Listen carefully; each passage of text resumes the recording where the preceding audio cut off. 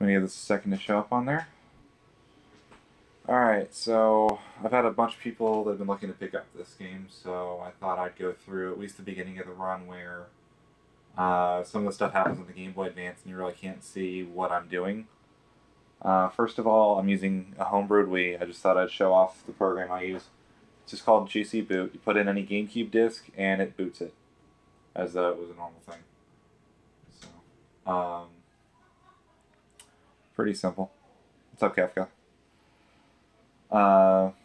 So you're just gonna get the message here. Just start mashing A to get through it. And it'll eventually boot up the game for you. It just treats it like any other GameCube disc, just without the region lock. Alright, so you can get this first message right here. That's talking about the progressive scan. Since I'm using component cables, it's asking me if I'd like to display it in 480p instead of just 360p. And so I said okay, and it's saying, okay, cool. Here's your game in better quality. Alright, so right here, we need to switch controllers because the first part of the game is done on the Game Boy Advance. So I'm going to switch over to the GBA.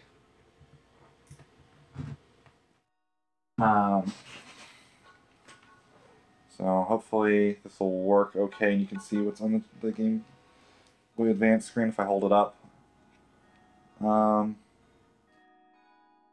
it, it's got just a pretty simple message saying, look at the television. Not a big deal, pretty easy to pay attention to. I'm just going to go ahead and start the opening cutscene. So you started in multiplayer, and then you switch to single player after the beginning of the run. So I've got, start my timer just because why not?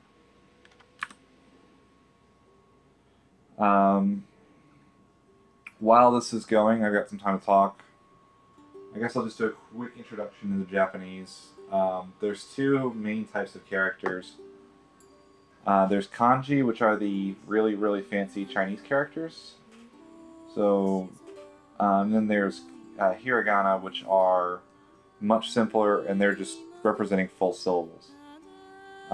In general, I'd recommend getting at least somewhat familiar with hiragana and with the kana because it's a good way of getting yourself oriented when you're looking at Japanese text. So just being able to recognize them, not necessarily able to read them, but just seeing the simpler characters and saying, okay, that is, that's a landmark for me. And it's easier to see those and recognize them than it would be to look at a really complicated character if you're not used to looking at kanji. So, for example, you just go ahead and I'm going to add some text and just show this off a little bit. So, I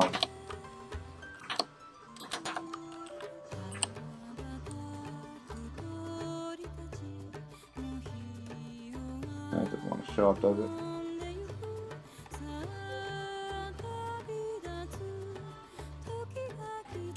Go in there.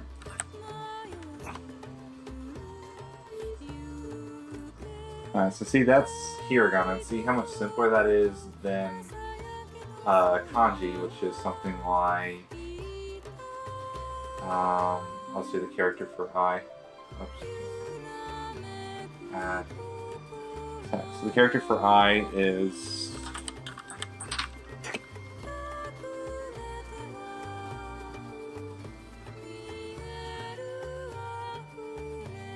let's see if I get this to show up. Very weird. Okay, so you can see how much more complicated the character on the right is. So the kana are all going to look somewhat simpler, not a lot of extra lines. They're all like 3 or 4 strokes. Kanji are these much more complicated characters. So just kind of wanting to recognize hiragana is going to help give you a guide for how to get through this.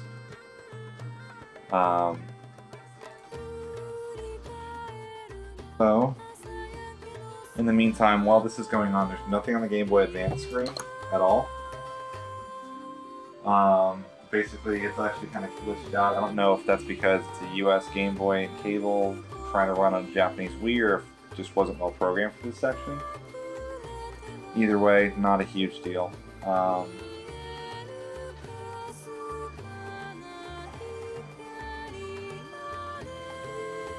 But yeah, this first part of the route should be the only one there should be issues with. And I apologize, there's going to be some shaky cam later. I'm going to probably take the webcam down to show the actual Game Boy Advance screen. If I had a Game Boy player, that would obviously be ideal. If I had a Game Boy player and second capture card, but unfortunately I do not, so you guys get to see it kind of ghetto style. And on this Game Boy Advance screen, that means this could be a little bit iffy. I'll do the best I can. Alright, so let's get this shaky cam going. So I'm going to pull this down, see if I can't. Alright. Alright.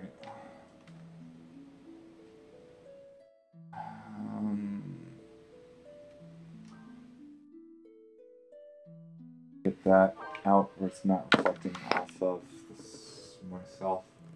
It's a bit hard when I have a 2-second delay on my camera. Alright, so you can see there's nothing on the actual screen right now.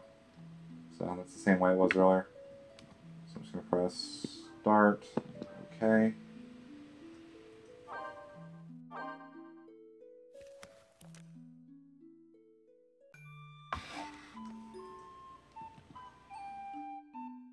So right now it's saying to look at the TV screen. So we're going to go create our character.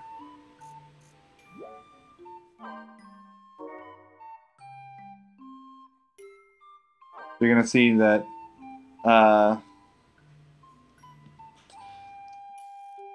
it's letting me do all the stuff on the Game Boy Advance screen now. So you have the character naming interface is on the Game Boy Advance screen. So I'm going to use my traditional name, which is which is AI. It kind of sounds like I from the classic Pokemon speedrunning name. So I use female, which is the second choice. It's Lona in Japanese, but it doesn't matter. Just know it's the second choice. I use Lilty, and I use Elegant. Doesn't matter, so you can do any Lilty. If you use a Clavet or a Selkie, that has to be male, not female. It'll stay at a couple frames. So right here, this is important. This is the list of professions you can have. And God, I'm sorry about the really bad camera quality. It's the best I can really do. You want to use, let's see if I can, the one on the, it's in the exact worst place it can be. So it's this option, 3 down and over on the right side, and that's merchant. Press A, and you're going to press OK. Now we're going to get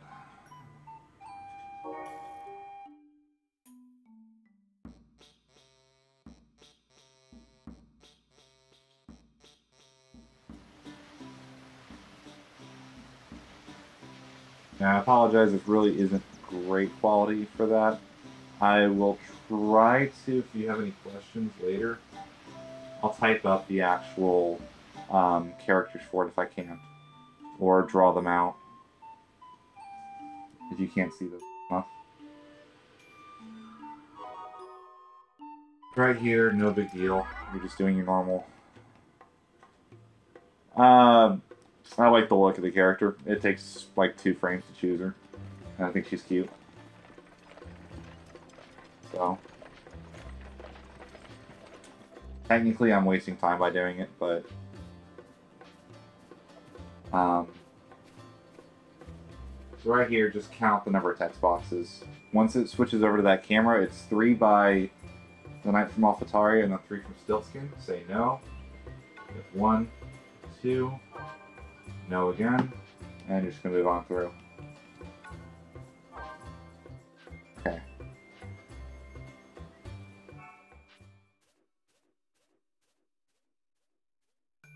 Set the camera down in just a second. trying to play this one-handed, which is not going to work for actually doing River Bell Path. Okay. So to start off, it's obviously going to say... Okay, come on, skip. Skip. Okay, so once you start doing this, it's telling you to look at your Game Boy Advance screen. This is kind of letting you do your menuing and stuff. Right now there's nothing on it. I'm just going to go ahead and exit out. So it kind of sucks you have to do all of the first part of this by carrying the chalice yourself. Not an issue on the later levels, but here it is. So if you press select, you'll notice how you go into and out of this Game Boy Advance mode. Where when I do that, I can start menuing on the Game Boy Advance, and none of my actions affect the actual TV screen. That's really important later on. And that's why the Infinite Guild glitch works, is that disconnect between the Game Boy Advance mode and the TV screen. So to start off, I'm going to go ahead and set this camera down for a little bit so I can do some menuing. Give me just 1 second. So, let me go over a couple of the options on the Game Boy Advance screen actually while I'm at this. So, the first one is just the basic map. The second one is your command list. The third one is your items. It's all in the same list or order that it is on the US version if you need some help with that. Beyond that, the ones you also want is the let's see, Tegami, which is the bottom right. That's letter. And Okane, which is the second one to the right on the top. Those are important for the Infinite Guild glitch. Beyond that, you really don't need to know most of the others. I can go through and translate them if you need them, but overall, they're not nearly as important. So I'm going to go into my items real quick, and so that I can do the menuing, I'm going to actually pull this away. So you can see the icon for meat. It's pretty simple. The character itself is also really easy as well. I'm just going to type it in chat. It'll be easier. But the character for meat is... 2 seconds. Niku. That's the character for meat. So you're going to want to use one of those right at the start.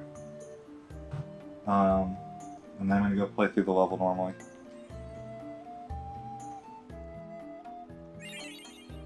So, oh, I gotta carry this. Just play through it normally. It's a pain, but the meat makes it so you kill these guys one turn sooner if you're using a loyalty. If you're using a Clavet, or a Selkie, you don't use the meat until you pick up the first strength artifact.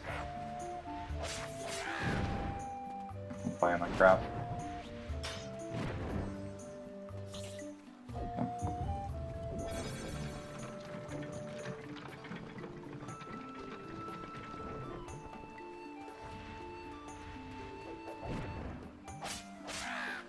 Here, just playing through normally. Don't need to worry about picking any items up because all the money's taken care of with the Infinite Guild glitch.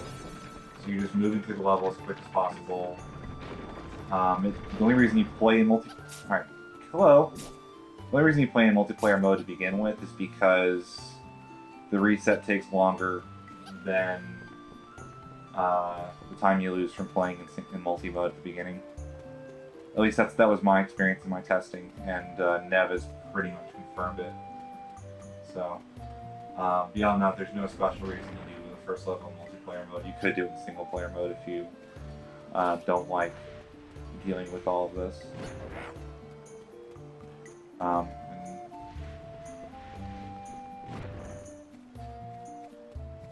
go right on through.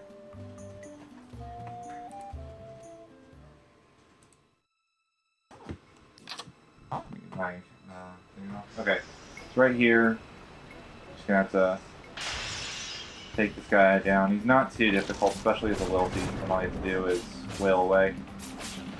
In general, as long as you keep swinging, you can take out his friend.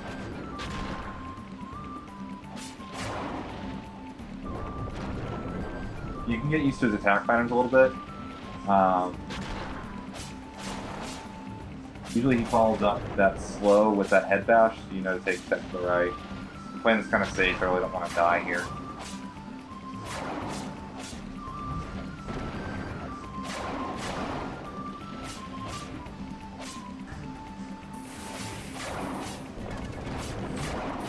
Okay, that's pretty simple right there, no big deal.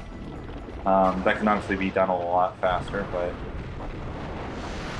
we're definitely an okay fight. So yeah, get to know his attack patterns a little bit. It'll help out a lot, just because it's really tricky playing on the Game Boy Advance. So right here we get our letter. So if you go back to the Game Boy Advance screen, you can just see it's got letter from Roland. It's the stock letter that you get at the beginning of every game. And you don't do anything with it now. You can open it, doesn't matter. You're just going to go ahead, exit out, go select. So you hit B, select A. Or just select an A might even work, actually. I'm not entirely sure.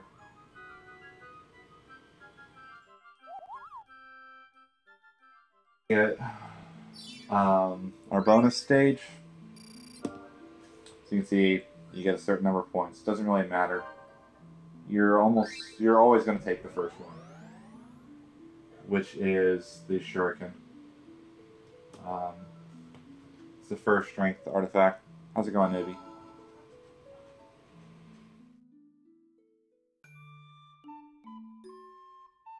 Right here, we need to change our chalice. If you don't want to learn the characters for wind, water, fire, and earth, just remember the colors. Blue is water, green is wind, and so on and so forth. Really, the characters aren't that complicated, but just use the colors. It's just the same thing.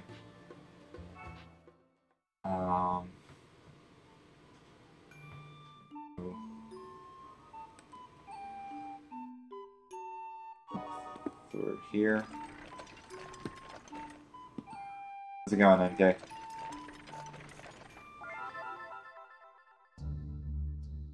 Here, again, nothing special. Just trying to get through as much as possible.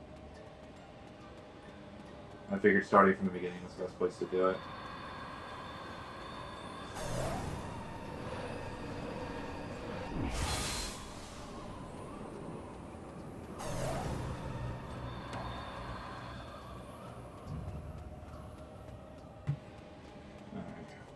Let's go and, as much as I'd like this to be encounterless, let's just waste an encounter so I don't get it in my next run.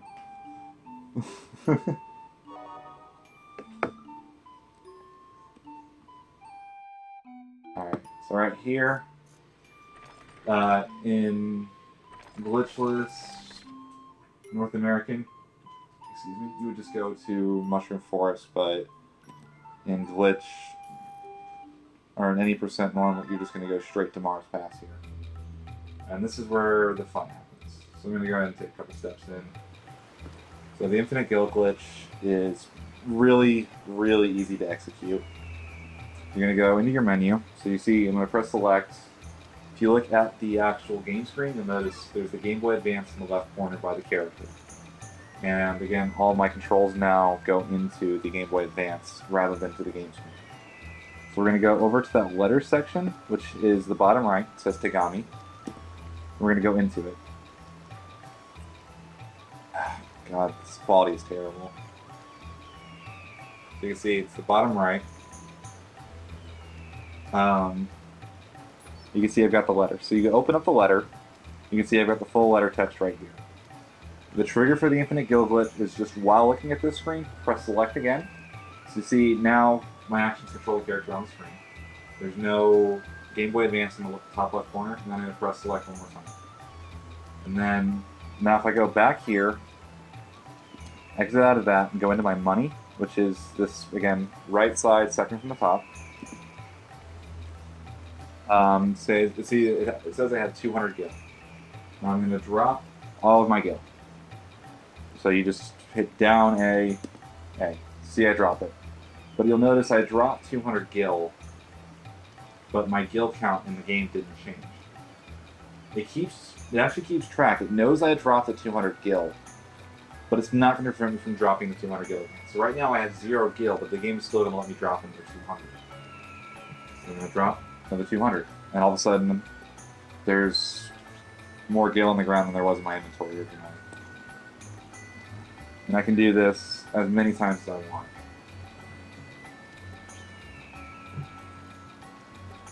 The actual correct number is 565. Or 556 works as well, I believe. I'm going to exit out. I'm going to pick all these up. Alright. Now you'll notice my money count didn't change again.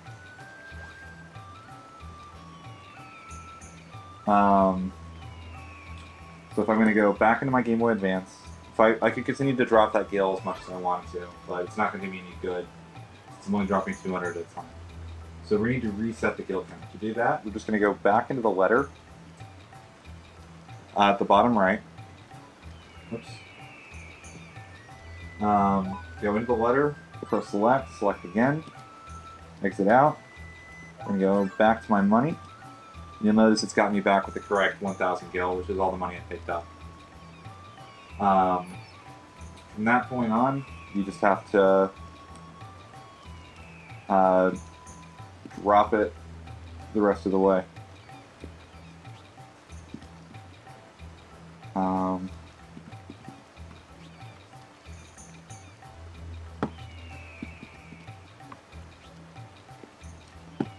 Remember, it keeps track of the first drop, so the first one technically puts me at 0 gil. Pick all these up.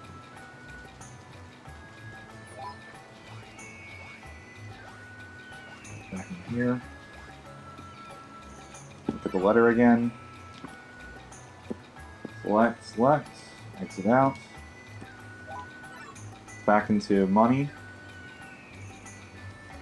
Looks like I screwed it up a little bit. Whatever. I should have plenty of money for the tutorial.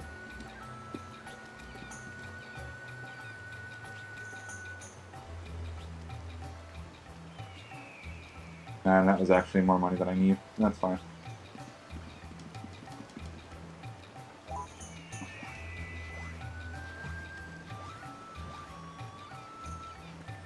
I think actually I'm going to do the next part on the actual TV screen. It's the same thing if we do it on the Game Boy Advance, but it'll just be easier to show this off, and you can copy the characters down better later on. Hopefully that's enough there. Kafka, do you have any questions? Is there anything I missed with that, or is it pretty self-explanatory? The rest of this you should be able to just copy from what I do later. I'm actually going to put the camera back, unless you have any questions about something. Alright, so let's put this back up here. It's not a great spot, but I'll fix it in a sec, since I'm going to have to exit out and save.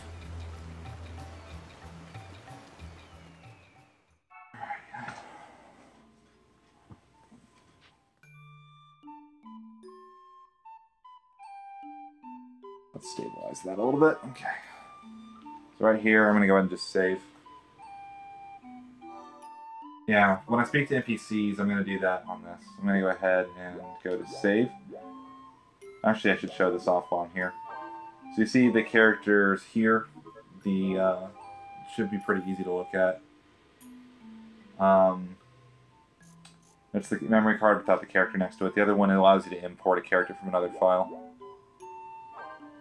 So I'm going to go, slot A I think is my Japanese set. Yeah, that's fine.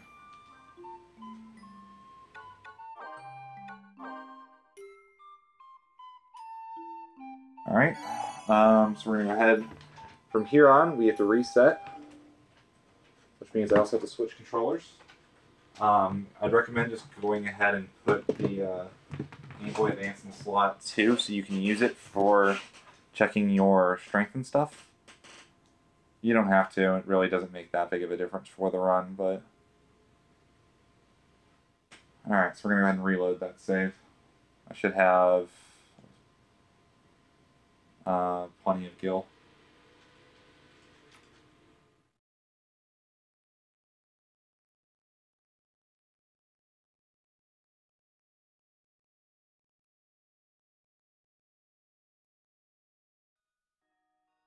Alright, so I'm going to go into single player. Slot A. So you see I've got my save. Alright.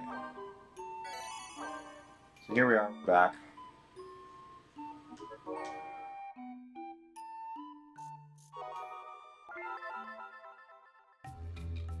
Alright.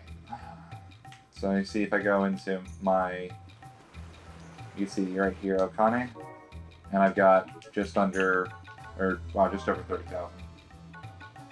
You want exactly, I mean, you need about 30,000, so I actually went overboard a little bit there. But that's fine. Okay. So the first thing you do is go to this selfie right here. This is the first shopkeeper in the game. You're going to go to the first option, which is buy. You're going to buy 3 mithril, which is the third option. Misuriru, actual Japanese pronunciation. You're going to buy 1 alloy, which is this right here. It's the very last of these little item bags before the weapon finds. You're going to buy 1.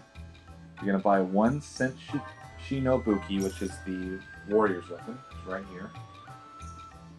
You go down. You're going to buy the Misuriru no Yo. Right here, this is the mithril armor.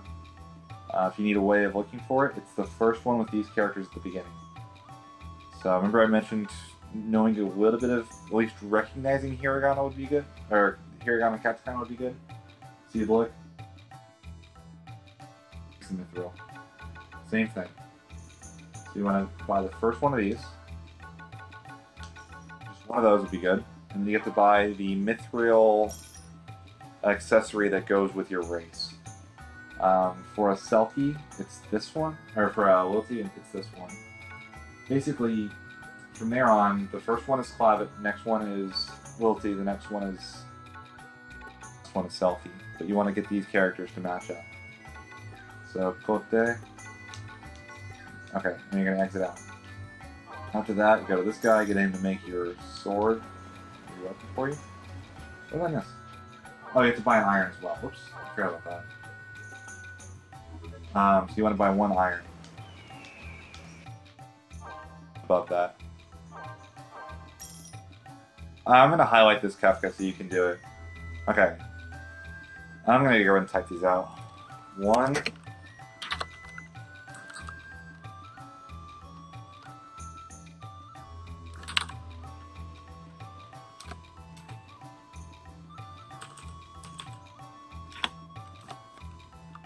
You want 1 of those. You want 3.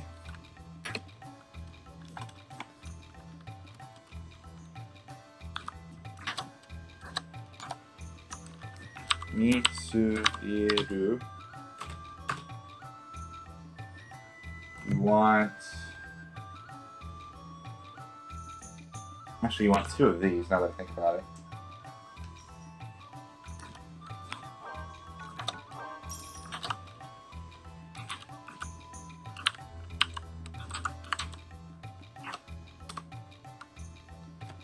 Pongo Seki. You want...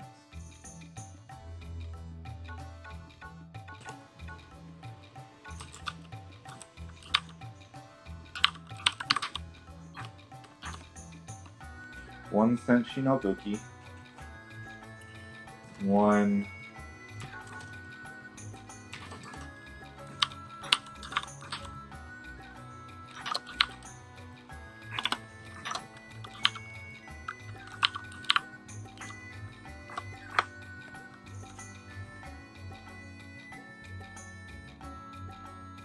Let's see, so you're gonna want 1...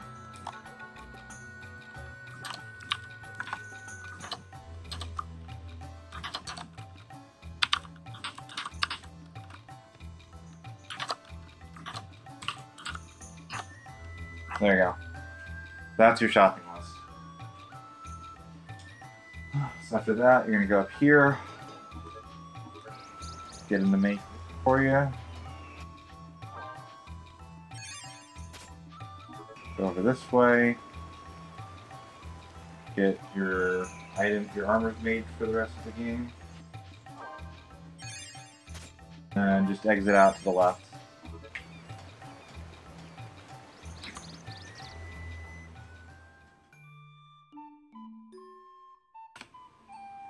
So I don't think I missed anything.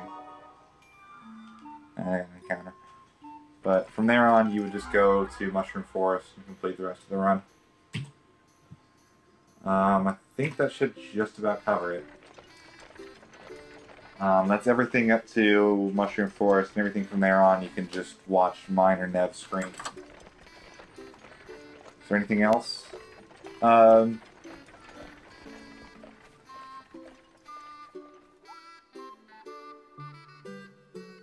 I missed?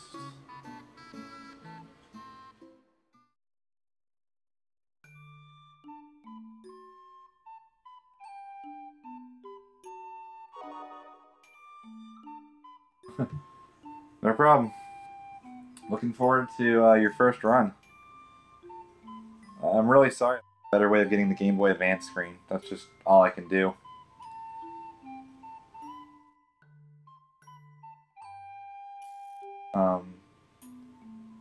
From here on out, you've got enough money for anything the game could have you want to do.